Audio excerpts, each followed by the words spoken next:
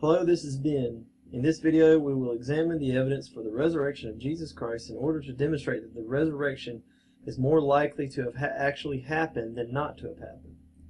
First, we will quickly outline the basic argument and evidence. Then we will use various similar, miraculous, mysterious, or fantastic stories and see why those stories fail the same test. Here are some examples we're going to compare to. The zombies of Haiti, the 11 witnesses of the Mormon Church who saw the golden plates, legends of Hercules, Achilles, and the like. The resurrection is a story about Jesus Christ coming back from the dead, defeating death itself. Most of us will respond with, "Yeah, right." It's generally assumed by most people that a fantastic story like that is just silly, so are miracles silly? First, we'll have to remind any viewers that God's existence has already been proven in other videos, so we won't repeat any of that in this video. But in those videos, people often comment, "You didn't prove Christianity's true." That's the purpose of this video. I see two versions of how miracles can work. God created reality. Therefore, God can rewrite the properties, laws of that reality. This is not my preferred view. I once heard Michael Shermer criticize this by saying that the laws of nature are really just the definition of what the natural world is. So if a miracle violates the laws of nature, then it didn't happen in that natural world because it didn't happen according to the definition of what that world is. The flaw in Shermer's reasoning is obvious to many people. God can simply alter how that reality works, but keep many things the same. For example, if you add a room onto your house, you would still say that it's the same house, right? And you wouldn't say that the construction project could not have happened to your house because it's outside of the boundaries of what your house is. My preferred view of miracles is this. There are aspects of reality we don't know. Science is always discovering how our view of nature is inaccurate, and the things we never thought possible are in fact possible. For theological reasons, I prefer to think that God planned for all later miracles in how He created the world. That seems like a greater God. So God would have created the natural world in such a way that the later miracle would have happened naturally, even if we don't understand what properties of the natural world led to this. In this way, God would really need to do one thing, and yet have also planned for everything that would happen later. Critics of this view argue that the biblical accounts seem to imply that miracles are not natural. My response is simply that I don't see where they are really getting that from the Bible. To me, it makes perfect sense that Jesus always knew He would meet the man at the pool of Siloam and planned it from the beginning of time to heal him of his blindness on that day. When it comes to miracles, the real issue is David Hume's argument against the identification of miracles. It goes like this. We never, ever see people rising from the dead. Therefore, it is extremely unlikely. So we could explain Jesus' resurrection with something like Him having an identical twin brother who fooled everyone. Now, if the Christians complain that this is just not likely to have happened, Hume would respond by saying that it's not as unlikely as someone rising from the dead. But Hume is wrong here for many reasons. First, all new knowledge is new at some point. Nobody knew that electrical current could move magnets. Faraday proved this by demonstrating it to the other scientists. But if you heard about it from a bunch of reliable scientists, would you really be rational to conclude that the whole story is imaginary just because a handful of witnesses are the only people who have ever seen it? Or imagine that you're a man living in India in 1000 AD. India is very hot all year. No refrigerators existed in 1000 AD. Imagine that a Viking travels to your home and tells you of things like snow and ice. You've never seen these things, and no one you know of has heard of it. Not for millions of years has it existed in India, and yet, would it be rational to say the Viking is lying? But there is a further problem. The resurrection story claims to be a miracle performed by God. It's not a human raising someone from the dead. It's not something that goes different with how bodies decay sometimes. How can we really assess the probability that God would do this? Well, we do know God exists, but unless we have some sort of information about God's intentions, we cannot assess this probability. Therefore, the resurrection has to be given a probability of 0. In other words, a negative number would make it unlikely. A positive number would make it likely. But 0 just means we don't know. The only way we could change this is if we use other information, such as reasoning based on our proofs for God or any messages from God. But we will leave these out for now. In the case of the resurrection, there are really just 5 explanations available. We can say that the witnesses were insane, as in a hallucination. We can say that the witnesses were lying, as in a hoax. We can say that the witnesses were tricked, as in the idea that Jesus faked his own death. We can say that the story is a legend that was made up long after any supposed witnesses would have died. And we can say that the resurrection actually happened. This is how logic works. The odds of the resurrection having actually taken place are unknown. Therefore, its probability is 0. But the odds of all of the other explanations are unlikely. Their probabilities are all negative. Therefore, it's a process of elimination. Since all the alternative explanations are not likely to have happened, and the resurrection has unknown probability, then we conclude that it is the most likely explanation. Christians watching this video are probably wondering, why bother proving the resurrection probably happened? That doesn't really prove it happened. Well, there's a lot of value to it. According to the Bible, the proof that Christianity is true is really through the Holy Spirit. How exactly that works and actually makes sense is a really complicated subject that's worthy of its own video. But there's a lot of value to proving the resurrection probably happened.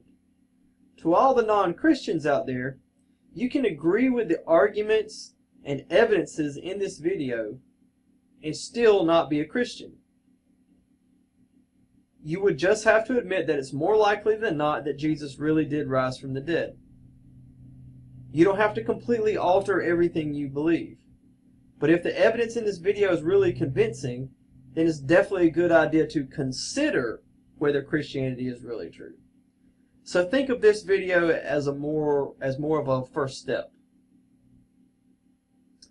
Hallucination. Mountains of psychological research tells us that people don't hallucinate new ideas. When you go insane and believe whatever you want, then your beliefs line up with the things you already want to be true.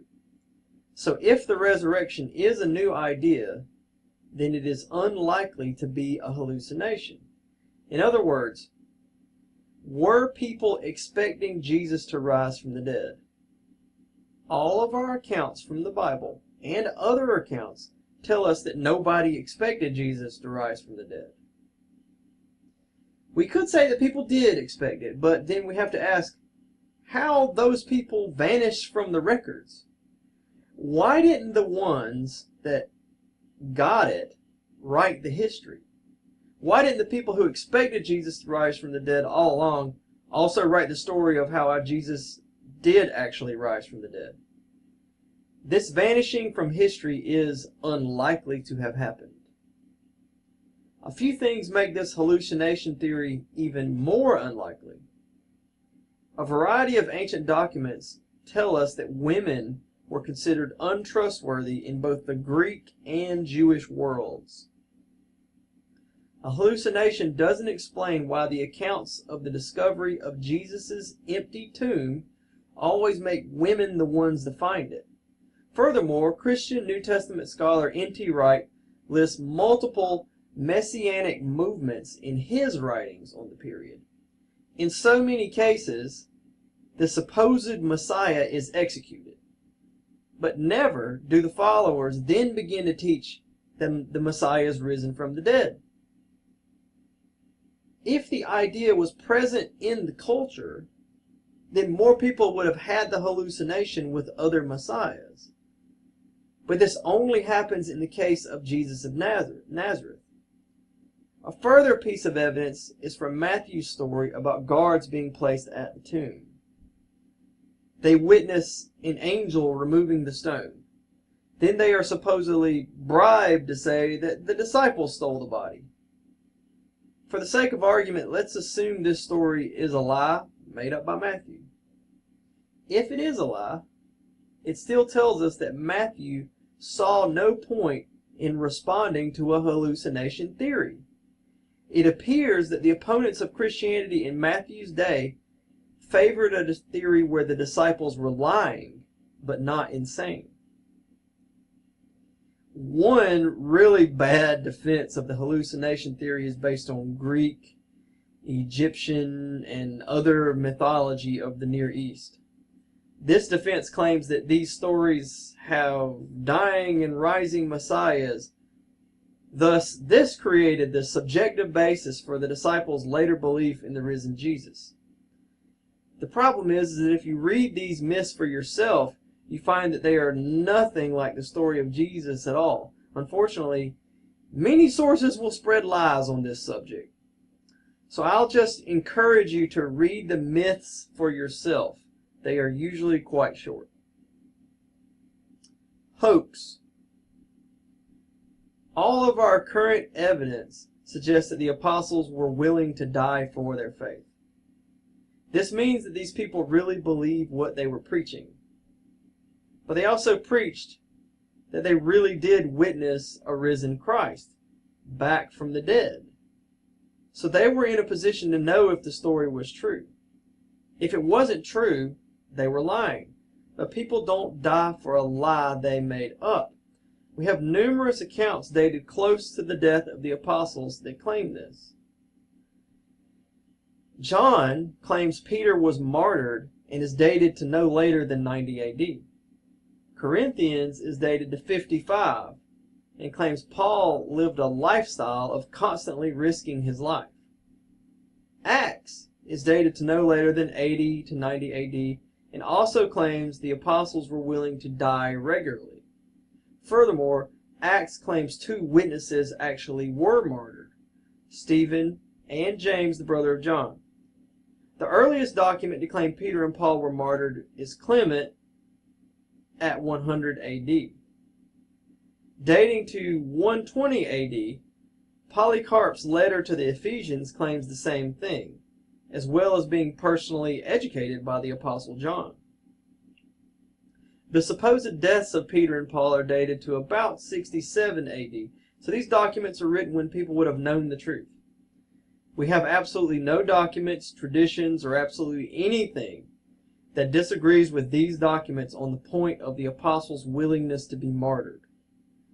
It is also important to note that the issue is not whether the apostles were martyred, but rather that they were willing to be. The fact that they faced death over and over again really only serves to illustrate the point more clearly. It is more likely than not that these documents are telling the truth. To see why this is the case, first, just simply assume they are lies. If that is the case, they would be lies about people who went around the world preaching a message that eventually got them publicly executed. Also, these writings date to the lifetime of the eyewitnesses. Therefore, there had to be people who knew the truth. If these were lies about some secret events, then they would be the only version of the story. But in this case, the lies must be the alternative version of the story. Therefore, we have to explain what happened to the original version. We might say that later Christians got political power and simply suppressed the truth. But that is unlikely. First of all, starting about 100 years later, we have other accounts that give really detailed stories of the apostles' deaths. They just don't report the basic facts like the documents I cited earlier. While these later accounts agree that the apostles were martyred, on the details they contradict each other. They seem to be trying to fill in the details, and clearly there have to be lies among them. The earlier documents don't go into much detail and don't contradict each other.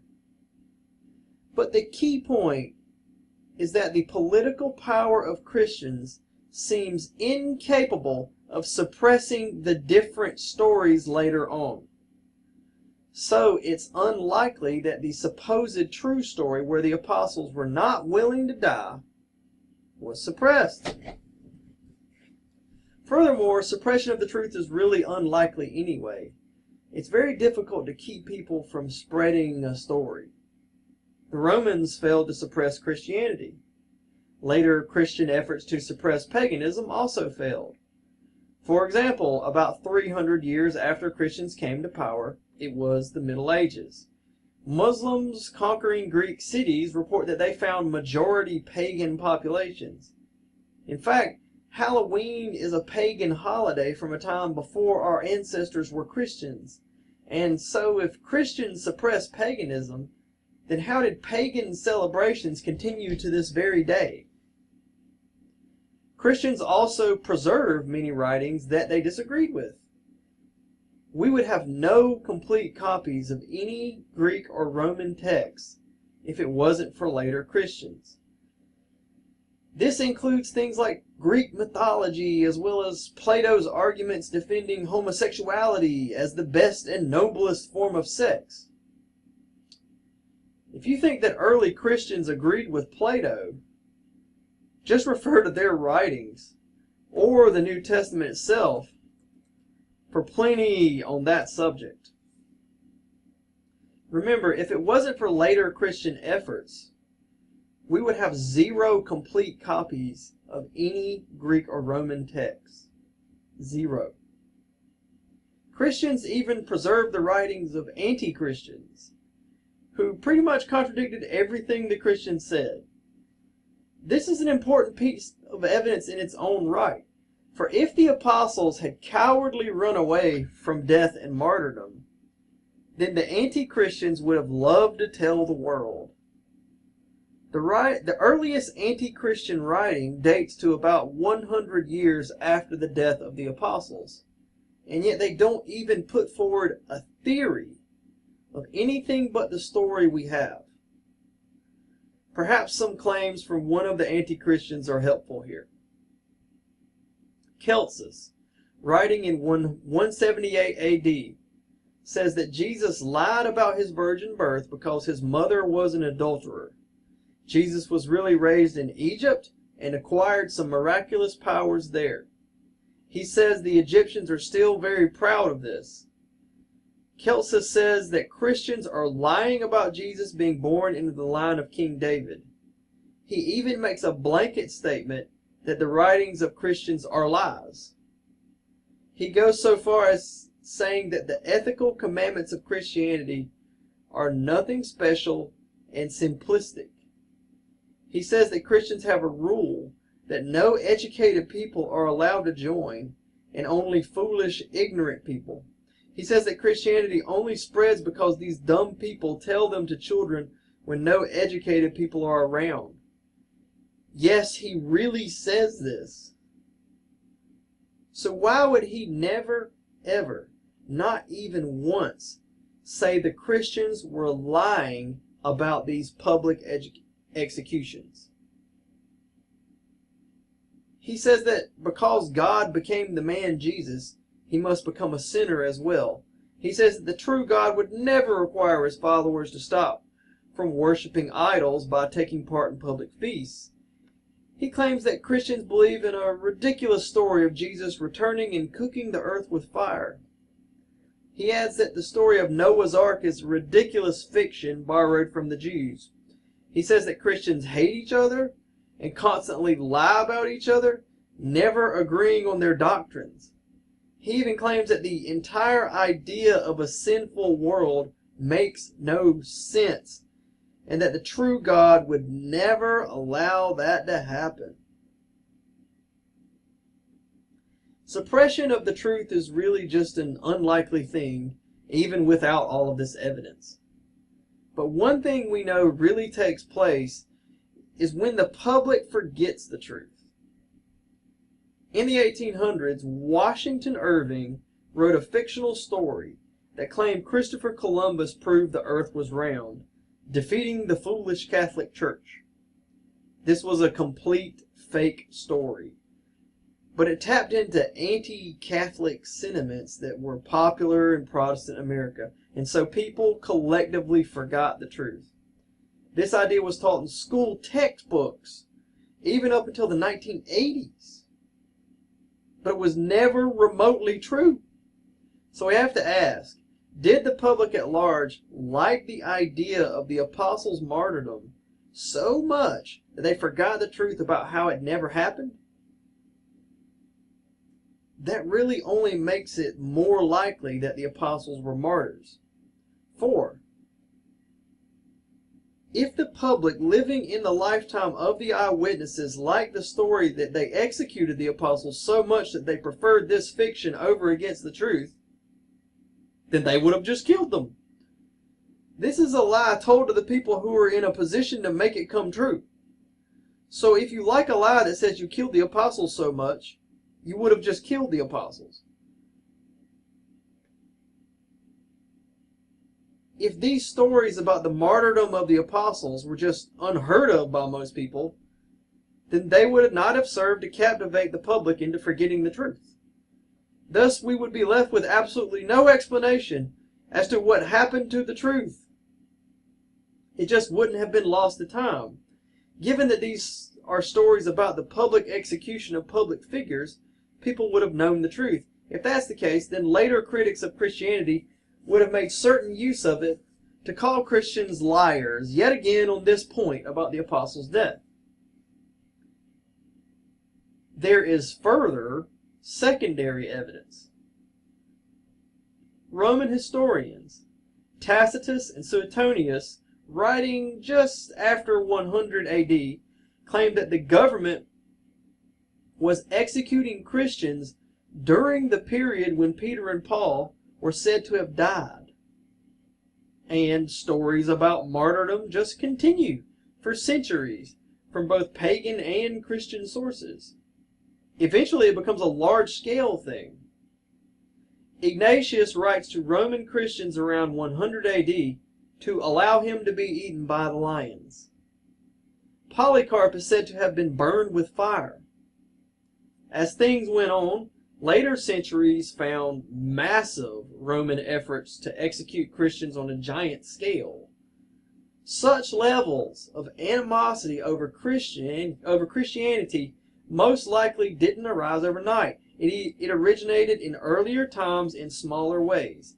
It's completely plausible that the first leaders of Christians would have been martyred.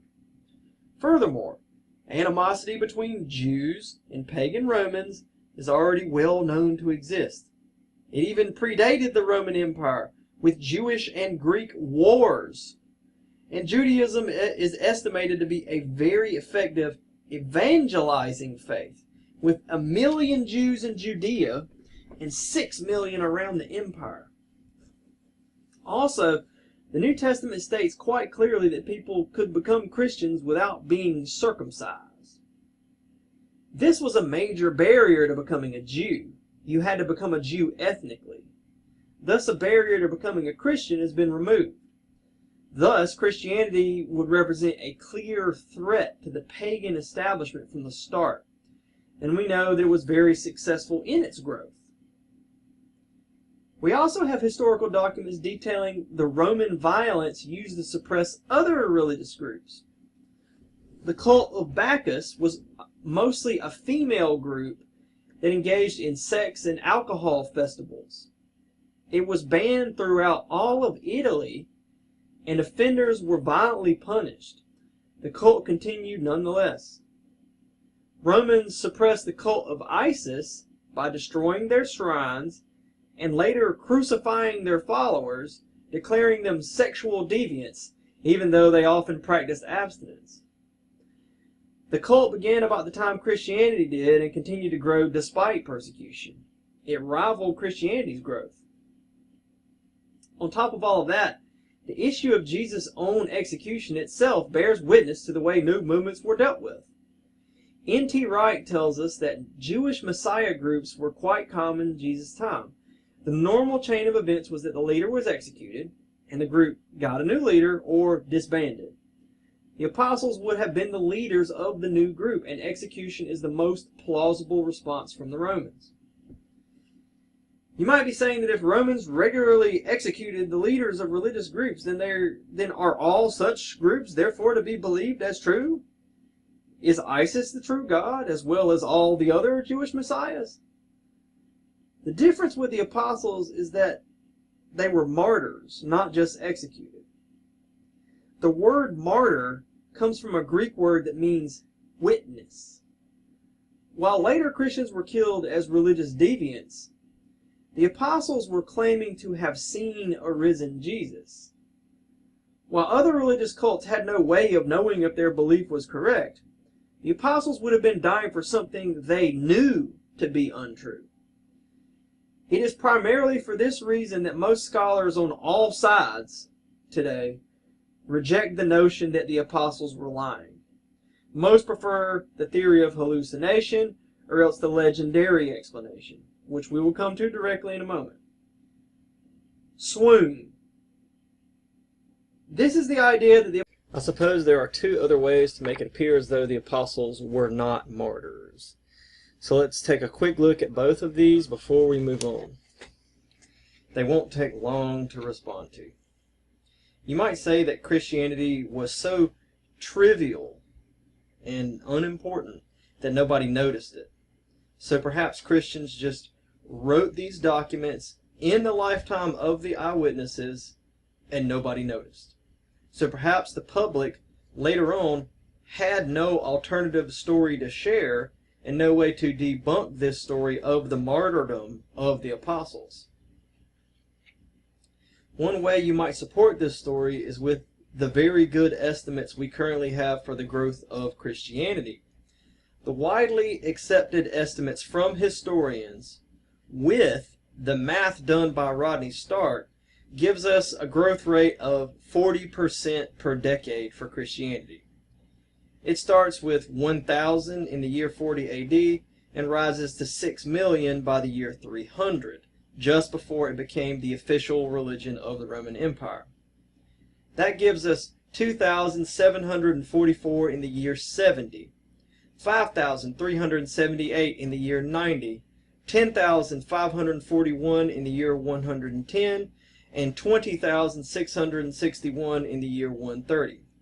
So, did Christianity just fly under the Roman radar? While we are on this subject, let's dispel a common myth that Christians tend to keep alive. The growth rate of early Christianity is not really miraculous. The defining characteristic of all new religious movements is that they fail and die out. Christianity is among a privileged group that actually continue to grow and grow. But its growth rate is actually just a wee bit lower than that of either the Jehovah's Witnesses and the Mormons. They are about the same, though. Although we should add that for about 70 years, the growth rate of Christians in China is about double that of early Christianity. Time will tell with the story with China, but did early Christianity fly under the Roman radar? It doesn't really matter if it did or not. As we have said before, these are stories about public figures. Supposedly, they went around spreading a new religion until they got publicly executed. So the alternative story at least has to be a simple, "that never happened." In other words, the public at large doesn't really have to remember what exactly happened to the apostles. They would know if this more public event happened. The other one is about preservation of historical documents. Maybe the alternative story of the apostles wasn't suppressed. Maybe it was just failed to be preserved. Modern historians estimate that 90% of ancient historical documents from the Roman world simply were lost due to the lack of time and money needed to recopy them. This estimate is based on the size of ancient libraries. If we only consider this, we might think that we can never really say no alternative story exists. It could be in that 90%. But this is mistaken because it's half of the truth. The other half is that we do have a ton of stuff that was preserved. I mean it. We have a ton. In fact, most of what is in libraries today isn't really all that important. The library where I live regularly throws books away. In other words, not every ancient document is exciting. The earliest evidence of human writing is a pile of clay receipts found in Mesopotamia. So it's understandable that many things just wouldn't be preserved. But just take a look at Augustine. He devoted a lot of writing to responding to criticism of Christianity. He wrote in about 400 AD and lived about 300 years before the paper was improved, so it didn't need preservation. Just of this one man's writings, we have preserved 5 million words. According to an article by James Hannam, we have about 10 million words preserved of Greek and 1 million of Latin that date to before 500 AD. These numbers exclude all Christian writings. But it's the Christian writings that focus on the issues regarding the deaths of the apostles. In addition to this, we keep finding more and more fragments and publishing them. We're tricked or accidentally mistaken. Nobody really takes this seriously today. Non-Christians prefer a legend or a hallucination as most likely, so nobody considers this. Do you really think that Jesus faked his own death in this brutal public execution? Yes, it's possible. It's possible that he had a secret identical twin brother, but it's simply not likely to have happened. If you have other more likely explanations, then you have to say that this probably didn't happen. Legend. Legends are made-up stories that are made up by people who weren't there at the time, when anyone who was there is long dead. If the story is made up in the time when the eyewitnesses are alive, then it isn't a legend. It's a lie or a hoax. Legends get passed down from generation to generation and get added to over the centuries. If a fake story is dated to the lifetime of the eyewitnesses, then it's a lie or a hallucination, not a legend. Reliable dating methods indicate a full-fledged gospel story in less than 15 years. This isn't a legend. This is how we date ancient writings with accuracy and precision in modern times. We have no complete copies of anything that isn't written on stone until around 700 AD, when the form of paper was improved. From Jesus' time, the writings are still here today, but they are rotted. So how do we know the writings haven't been changed? First of all, we have thousands of fragments, not just of the Bible either. We keep finding fragments dug up all over the ancient world. These small pieces can be laid on a complete page, and we can see all of the words and letters line up. So if people change the text over the years, why on earth do we keep missing the change parts? That isn't likely. In fact, we have found some changes to the Bible text, but these are all minor and don't affect the main story. For example, it appears the story of the woman caught in adultery was added later. That still leaves another issue. It's most likely that the texts of the New Testament were copied multiple times and spread around. For example, the oldest fragment is a copy of John that dates to 125 AD, which is 35 years after our best date for when John was actually written in 90 AD. This text was found in Egypt, so the New Testament was apparently copied and spread around. If someone somewhere changes his copy, then how did all the copies everywhere in later centuries carry that change? That's unlikely to have happened. You might say that some big scary government burned all the other copies. But do you really believe that? Is it really possible to stop people from telling a story? There are lots of attempts to do this that we know of from history, but we know about them because they just don't work. Christianity itself was a suppressed religion once. It just doesn't work. At any rate, we have a lot of copies of the New Testament. We have thousands. We keep finding them. They are very accurate when cross-checked. Of all the differences, no major Bible teaching is altered in any way.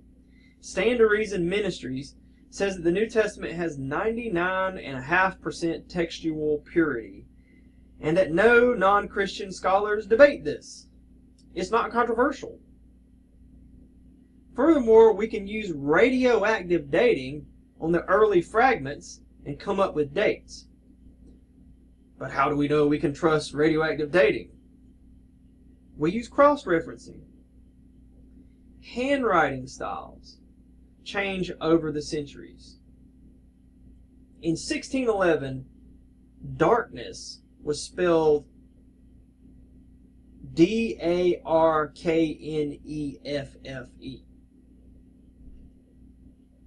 This is another way texts are dated. When the radioactive dating and the handwriting dating give us the same date, we can confidently say how old a document is. We also know that a document is most likely a copy of the original. Therefore, the original is probably lost and older. Furthermore, if a document fails to mention something that is really important to its subject, then the event probably had not happened yet. So the fact that Acts doesn't mention the deaths of Peter or Paul means they were probably still alive when it was written, even though our earliest copies may date to a few decades after they would have died. Since 2 Corinthians mentions 1 Corinthians, it is probably later and newer. But all scholars agree that 1 Corinthians is reliably dated to 55 AD. It mentions an earlier visit where Paul taught the Corinthians an easy-to-memorize creed. This creed in chapter 15 mentions the resurrection and death of Jesus, as well as listing many witnesses. Furthermore, it adds that many of the witnesses are still alive. It is unlikely that Paul would have said this if he didn't expect people to go to talk to the eyewitnesses. He is inviting people to do this. Since Jesus' execution is also a well-known historical event with a mountain of well-dated evidence itself, this creed is dated to between 5 and 15 years after Jesus' death. Given this early documentation of the resurrection and witnesses to it, it is unlikely that the story is a legend. Other components may have been added, but the core story is quite early. Mark gives an account of the resurrection that's dated to about 70 AD, according to the consensus of scholars. John also does this and is dated to 90 AD, or about 60 years after Jesus' death. Combination. How do we know there aren't more possible explanations that we haven't thought of? If that's the case, then how can we ever eliminate all of them and be left with only the resurrection by process of elimination? To examine this, let's create one. Perhaps one apostle just lied and made up the story of the resurrection. Perhaps he stole the body himself. Perhaps he was not willing to die for his faith. But why then would the apostles fall for such a trick and be executed for it? Well, perhaps this unknown apostle was able to deeply embed the hope of the resurrection idea in the minds of the other apostles before Jesus died. Therefore, they began to subjectively hallucinate, wanting the resurrection to happen. Again, this isn't really any different from the one apostle who got it right also being the one who was left out. Thus, we have to additionally surmise that this one apostle somehow suppressed the story of himself. But suppression of someone who really created Christianity itself and was able to brainwash the other apostles into their own willingness to die for a subjective hallucination is honestly not likely to have happened. Given the hardships that we know accompanied some of the apostles and Christians, then how did this incredibly influential man manage to pull all this off? We have to ask, is this likely to have happened? On top of that, it's clear this is really just the same old explanations with a different label on them. Now, let's switch gears and begin to look at various examples to help us understand the arguments and evidences that have been given so far.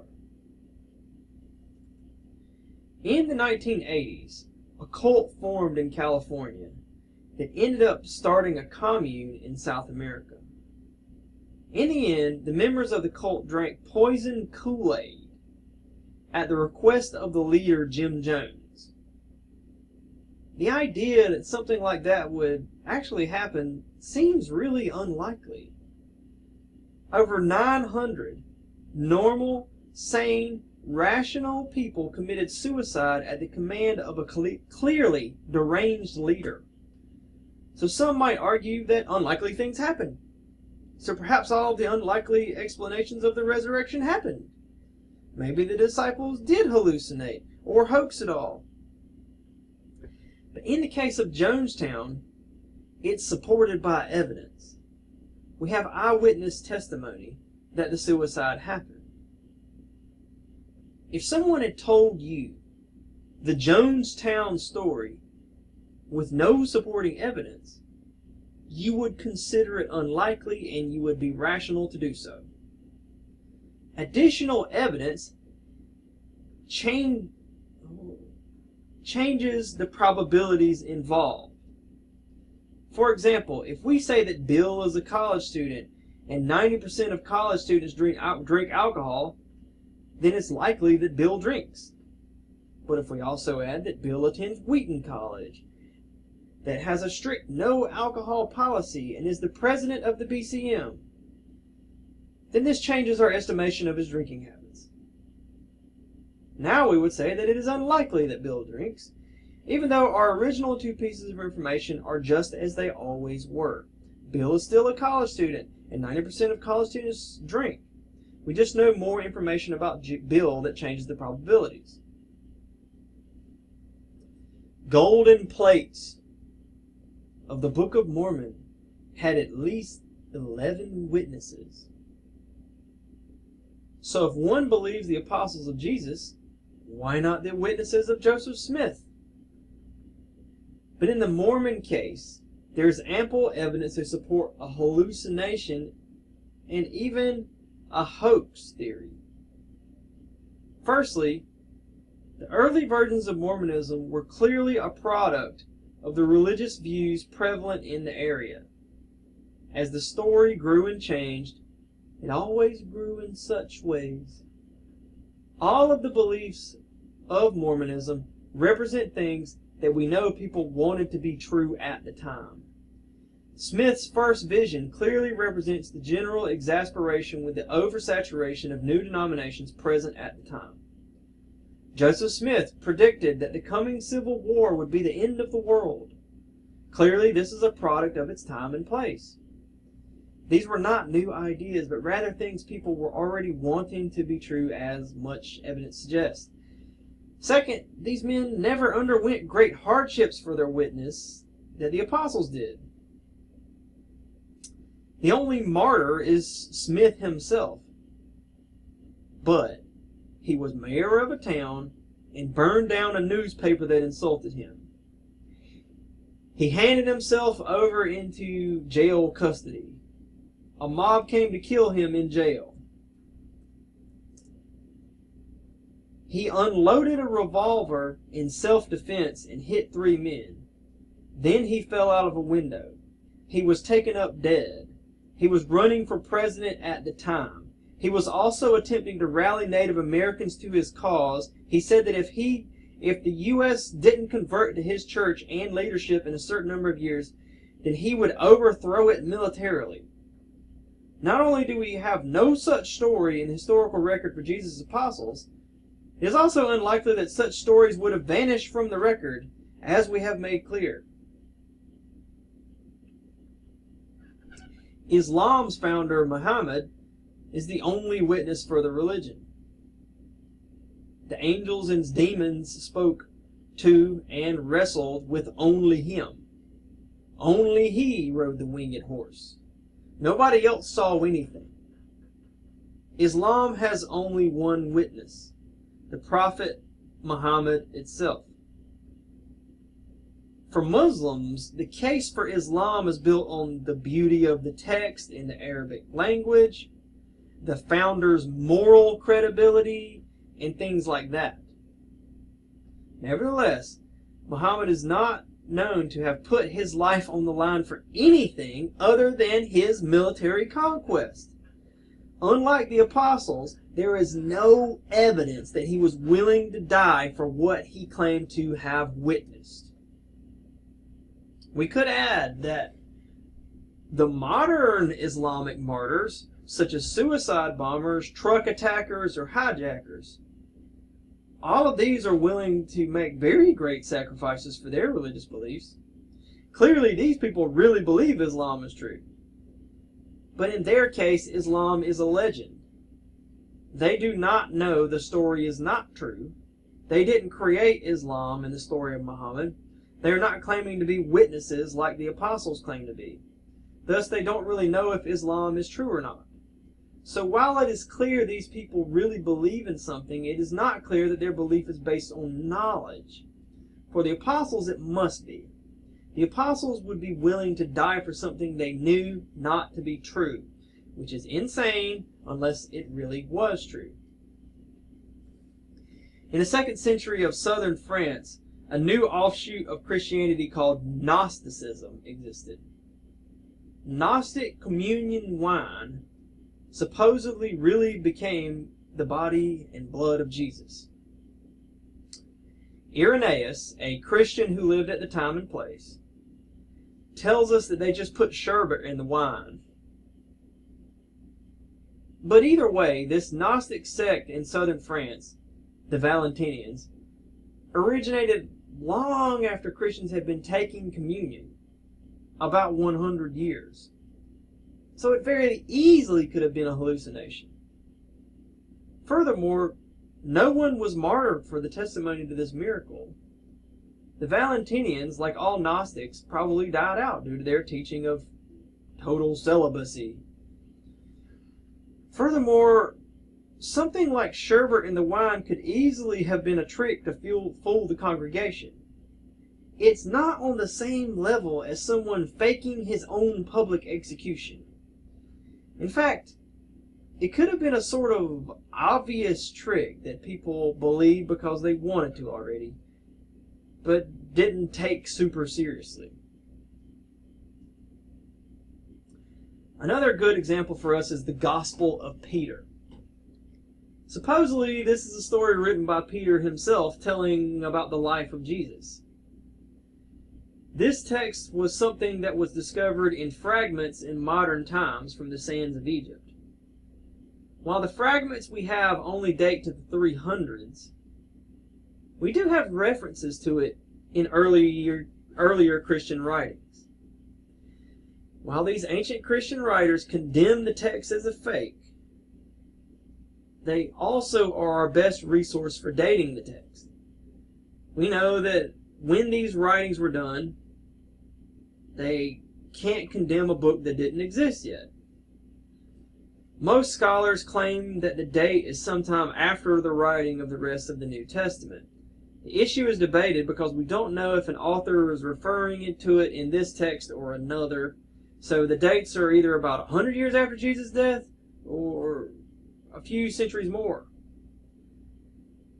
This doesn't compare with Paul's documentation of the resurrection and witnesses the dates to 15 years after the events. Further evidence that this text is written later is the way the story of Jesus is fantastically told. In this account, Jesus rides out of the tomb on the shoulders of angels with his head above the clouds. He is followed by a floating and speaking cross. The entire event is witnessed by the Jewish leaders, Roman guards, as well as many other people. Since we have no good way to date the text very early, and since these sort of fantastic elements are typical of legends, then it's most likely that this slightly different story of Jesus is a later legend. What about mythical stories of Hercules, Pegasus, Achilles, etc.? Achilles was indestructible in combat except for his Achilles tendons. Pegasus was a winged horse that Bellerophon rode to fight the Chimera. Hercules was so strong that he literally smashed the ground that separated the Atlantic and Mediterranean oceans. People certainly believed these stories. In the Greek world, people were required by law to make sacrifices to their gods. The Greek written language was created just to write some of these myths down. But all of these are written down many centuries or even more after the events supposedly occurred. And they were written in a dark age when the civilizations that existed were all quickly destroyed. Amazingly, many appear to have had a kernel of truth. For example, they found the city of Troy. But clearly a legendary explanation is likely. If this is not the case, this is not the case with the accounts of the resurrection. What about parts of the Bible stories that are said to be later or perhaps legendary additions? In some cases, there is good evidence for this. For example, it's generally accepted that the story of the woman caught in adultery is later. Bart Ehrman asks us whether we really believe Matthew's story about numerous dead people coming out of their graves on the night of the crucifixion. But none of these involve any major changes to the core of Christian doctrine. There is good evidence that the core story of the resurrection is early. Once Christianity gets going, it's likely that people would have wanted to add things to it. But the core message is clearly early because of the documented evidence. Directly to the point, it's the resurrection story that is clearly early. That's what matters for the purpose of this video. In other words, it doesn't matter if the biblical documents are filled with later edits and changes. There is a basic account of the resurrection itself which is not a later addition. It must be early. If a story is most likely early, it is unlikely to be a legendary addition. On a similar but secondary note, some argue that the biblical accounts contradict each other on the core story of the resurrection. Thus, it is argued that different people were making up the story. For example, John records that Mary saw the risen Lord. Mark just says that angels spoke to a group of women from inside the empty tomb and told them Jesus was risen. Matthew is the only one to record an angel who scares the guards away, which are not mentioned in the other accounts. The angel looks like lightning and shakes the earth. This angel later tells the women Jesus is arisen. Then afterwards they see Jesus. Paul gives us a bare bones version, lists no angels, and just lists various appearances, leaving out the appearances to the women disciples. Luke tells us that the women come and find the tomb empty. Angels tell them Jesus is risen. They tell the other disciples who don't believe them. As in Mark, there is no mention of the appearances before the women tell the other disciples. All accounts do agree on a bunch of things. Women come to the tomb early in the morning, find it empty, are told Jesus is alive, and tell the other disciples. All accounts at least refer to later appearances of Jesus. The real differences seem to be in the actual accounts of the appearances. Paul tells us a sort of memorized list that he says is taught in all the churches. Matthew and John tell us of the appearance to the women. Mark only says that appearances are to come. Luke tells of the appearance to the two on the road to Emmaus, and then many later appearances.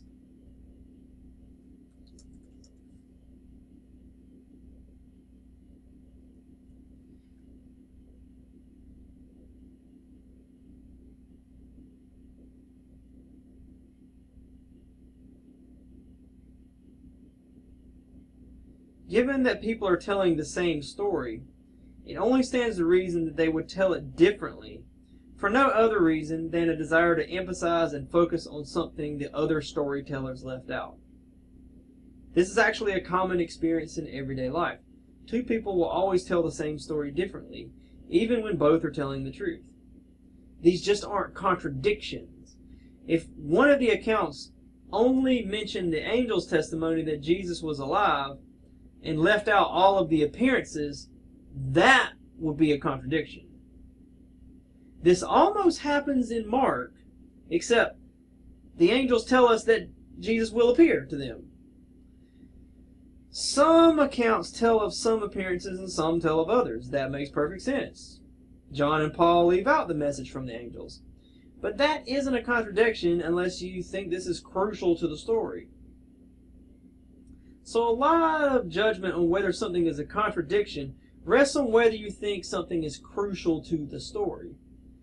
To me, the appearances of Jesus are crucial, though no specific one is. The message from the angels are not crucial. If these stories really did contradict each other, then it would count as evidence for a hallucination explanation, given that the evidence is so good against the hoax theory. Of course, a hallucination theory is also unlikely, since we have no evidence the apostles were expecting a resurrection. But if the accounts really contradicted one another in a serious way, that would clearly count as evidence for the stories being subject to what the writers wanted to say over and above writing down what happened. If, for example, one account had Jesus' tomb found empty first by Peter and clearly not the women, that would be a contradiction. If all of the accounts contradicted like this, then we'd have to say that a hallucination theory is most plausible. To further illustrate why these aren't contradictions, let's examine the contradictory accounts of Joseph Smith's first vision. The first obvious difference that these accounts are all written by one person. The first obvious difference is that these accounts are all written by one person who wasn't a martyr. They are all written by Joseph Smith. So already a hoax theory is more likely than the claimed miracle. But these accounts do actually contradict one another. In one version, Smith says that he thought there was a true church, but learned in the vision that all churches were wrong and had to start his own church. But in an earlier version from him of the same events, Smith said that he already thought before the vision that all churches were wrong, and the vision only confirmed what he already thought. In an earlier account, only angels appear to Smith. In a later account, God the Father and Jesus appear.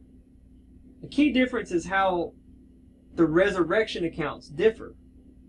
Mark records no appearances from Jesus, but the angels do say they will happen. John records no appearances from the angels, but they can be understandably left out if one does record Jesus' appearance to Mary Magdalene as well as numerous later appearances of Jesus. Smith, on the other hand, speaks only of the angels in earlier accounts, and for years says nothing about any appearances of Jesus. But even Mark refers to appearances of Jesus. He just doesn't describe them.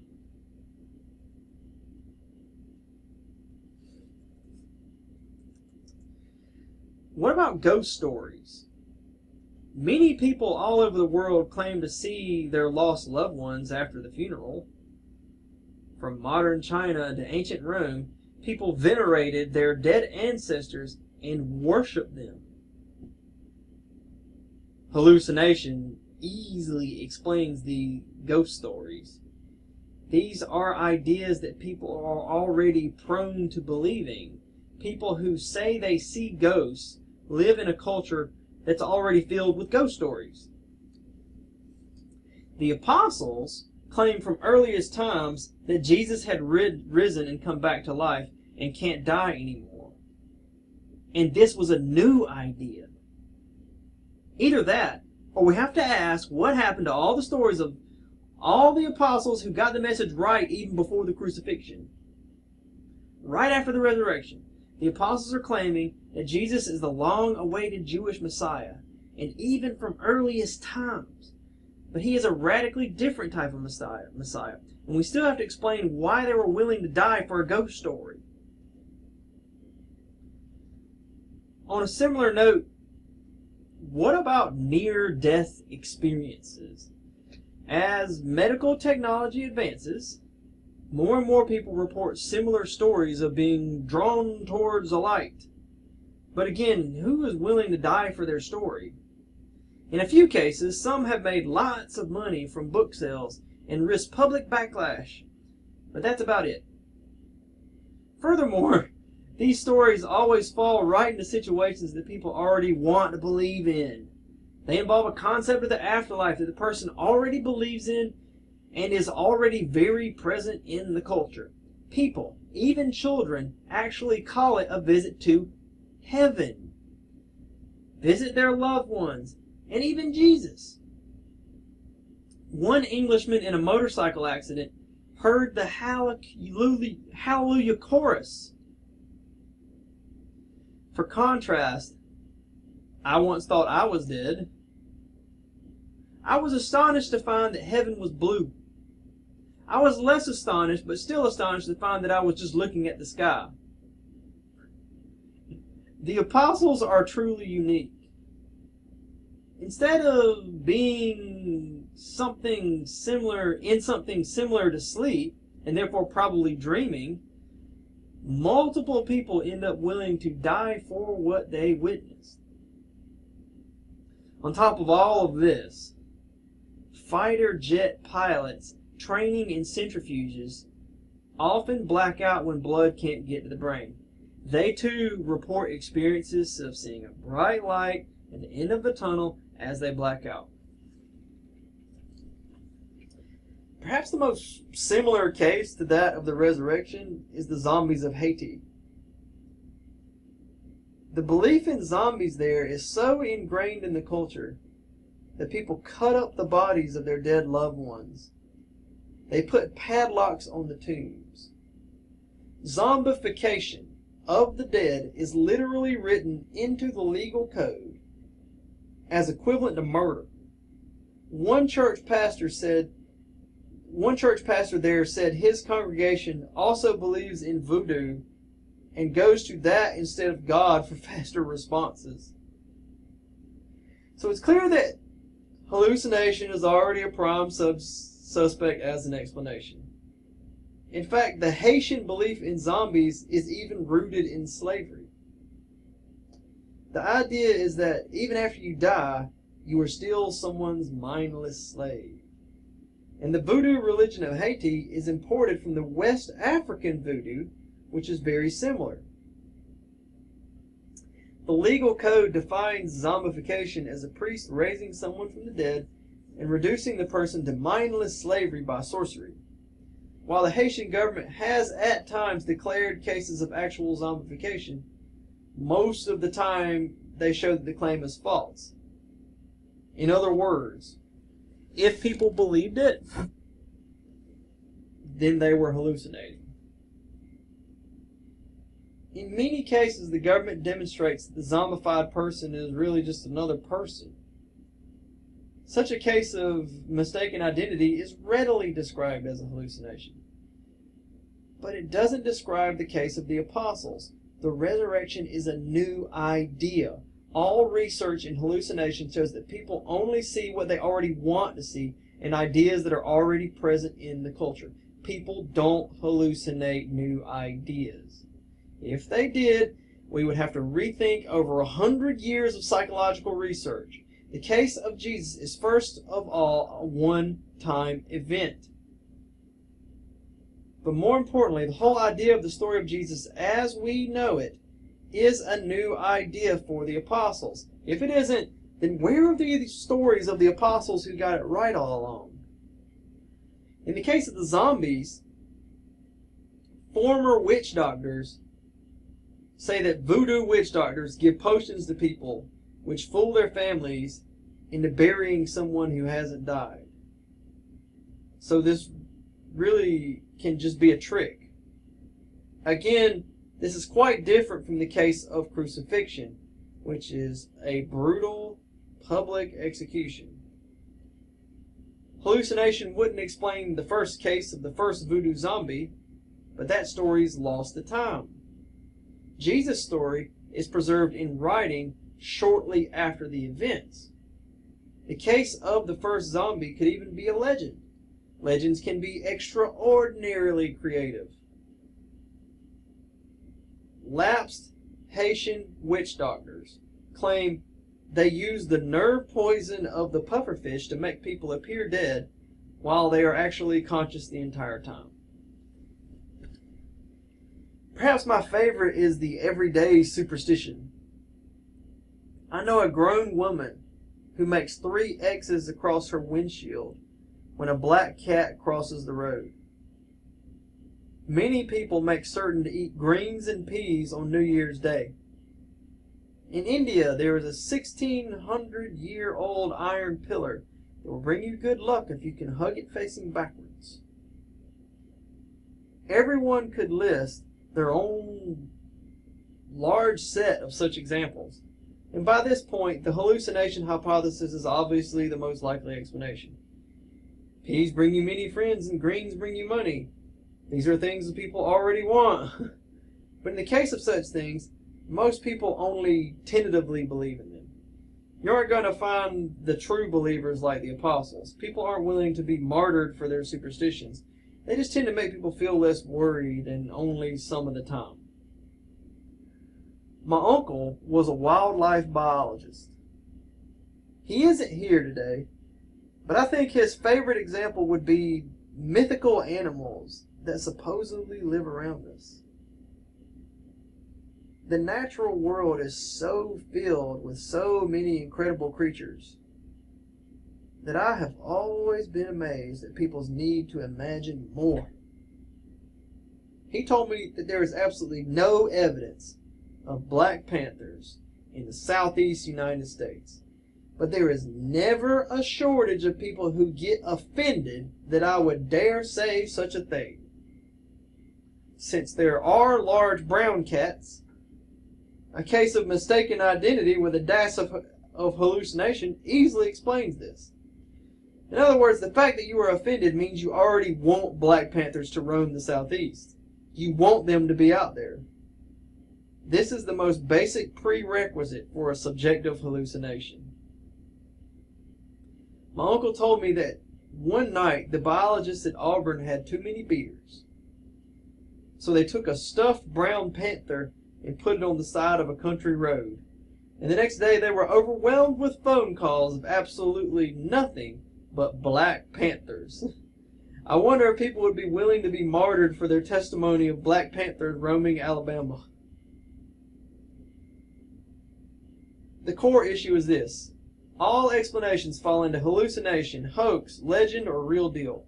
We could ask, what if some well-evidenced miracle that runs counter to Christianity comes up? What if one day a Hindu guru raises someone from the dead? What if there is good evidence to support it? Well, as we said before, new information changes the probabilities. But now that new information has arisen, it is also unlikely that both Hinduism and Christianity are true. An infinite number of supernatural explanations could be offered. Perhaps Jesus rose because he was really the trickster god of our ancestors, Loki. Maybe some Jesus was an alien, just having fun with us. We also have good evidence that Jesus gave predictions and explanations for his actions. But what good does that do? Jesus may have claimed to be sent by the God of Israel, but isn't that what a trickster would say? To deal with this, we have to remember that we have external proof that God exists and are looking for someone like Jesus. Given this, we could further begin to assess whether God would allow such a deception that we are expecting something like this. Good reason exists to assert that God would give us some way of knowing the truth about Jesus, fake or not. Given that the evidence makes it likely that Jesus is who the gospel purports him to be, it is also likely there is no reason he is a fake. I hope you enjoyed this video. Thank you for your time. To wrap this video up, it's helpful to focus on the general logic of the argument I've laid out. I must admit that I'm heavily influenced by William Lane Craig for this. As best I understand it, in the 1700s, people favored the idea that the apostles stole the body and lied about the resurrection. In the 1800s, people began to favor the idea that the apostles really believed it, but that Jesus faked his own death and resurrection somehow. Since the 1900s, people began to favor either a legendary view or a hallucination theory. So the non-Christian scholars of today argue that a hoax is unlikely and favor something like a hallucination as more probable. But the theory where the resurrection actually happened is regarded as unlikely because, well, people don't ever come back from the dead. The fact that death is final might be the most empirically proven point in all of human knowledge. So let's just take a look at hallucination versus resurrection. Here we see two theories that are unlikely. The problem with hallucination is that there is just zero documented evidence, testimony, or anything at all to suggest that people hallucinate new ideas. But is there zero documented evidence, testimony, or anything at all to suggest that people come back from the dead? Well, there is the documented testimony of the eyewitnesses to the resurrection of Jesus. In the case of the resurrection, we certainly have this one set of documents that attests to a number of witnesses. So while one theory has no evidence, another theory has some. Now, if the theory was that Jesus rose from the dead through some natural process without the providence of God, then perhaps we would favor a hallucination. This is because we would expect such an event to be repeated, as the universe always acts in accordance with natural laws.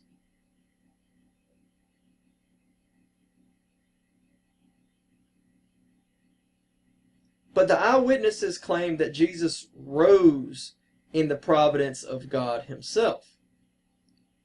Again, we have no way to assess the probability of what God might or might not do. To do that, we have to learn more about God. That requires theological work on what God might do, which is something I prefer to deal with in other videos. But to mention it briefly, let me just say that the moral argument for God not only proves that God exists, but it also gives us information about God. This information leads us to conclude that all religious systems other than Christianity do not accurately represent God. But does this prove that Jesus is sent by God? In that case, we have to ask whether God would allow a deception of such magnitude. And if the deception is really so well crafted, would God really condemn anyone for falling for it? For now, I'll leave those questions to be considered at another time. But let's imagine that we had no external proof that God exists. In that case, how could we really tell if Jesus is really an advanced alien messing with us? My experience is that science fiction in TV and movies repeats this idea over and over. It's an overused trope to say that human religion is really the work of aliens. An alternative example is the story of the Prophet Muhammad. This man was said to have never learned to read or write. And yet the word Quran means recitation. Muhammad supposedly recited the book in large portions at a time to many witnesses. Now, we have no documented evidence for this man's life that doesn't date centuries after he would have lived. So a legendary hypothesis can't be avoided. But let's pretend that this man just spoke in fantastically beautiful prose over and over. He couldn't read or write. After he does enough of this, it's like he's composing some amazing work of art without working on it. It's as though he is simply getting it from an outside source. Muhammad claims exactly that. But an interesting thing is all that he said about demons. Originally, he had his first contacts with the spirits and was terrified. He wasn't sure if it was angels, demons, or perhaps his own insanity. If not for his wife and her cousin's encouragement, he may have been lost to history. Nevertheless, there were many recitations that he gave, which he would come back and change later. He said that an angel came later and told him that the last visitor was really a demon, and that all of that stuff would be corrected. This led to the Islamic doctrine of abrogation, wherein any contradiction in the scripture is resolved by favoring the later writings over above the earlier. So the question is a good one.